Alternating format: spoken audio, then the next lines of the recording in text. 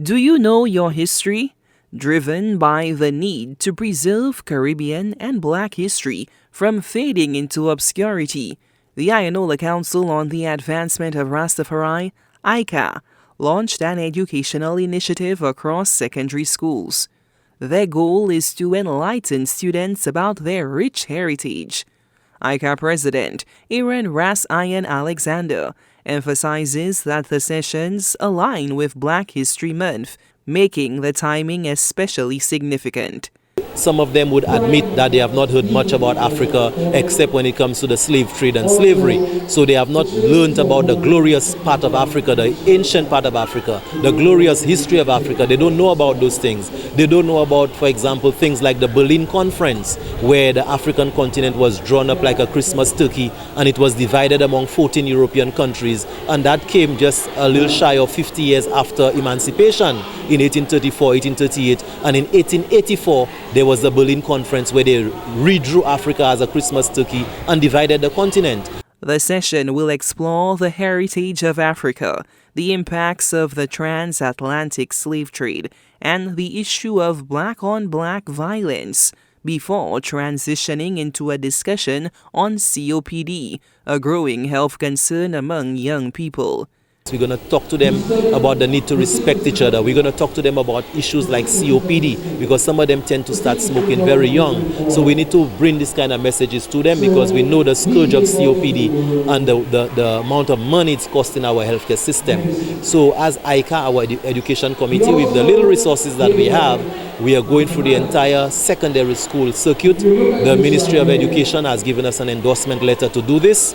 So we have teachers who also call us to let us know that they want us to come and engage the school. So they could reach us at 723-9763. That's 723-9763. If they want us to come, like social studies teachers, history teachers, they could call us and we could come and engage the schools. Students at Corinth Secondary School warmly received the session. Very interesting.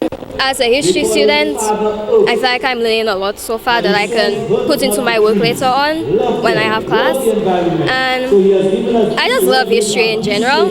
So I find this to be like a great opportunity for me to just learn a lot more than I already have learned so far.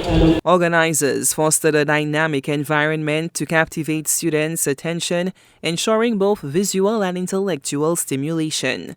We have a short quiz where they get to win prizes as well.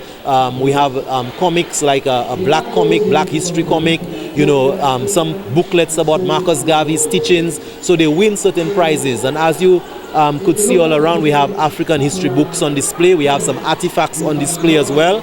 And we also have a nice display of nature, because we as Rastafari people, we love nature. We are environmentalists, and we have a nice display that was donated to us by Father Earth. This is the elder gentleman that always used to be by the Castries Town Hall with his sign saying, "Hurt not the trees," and so on.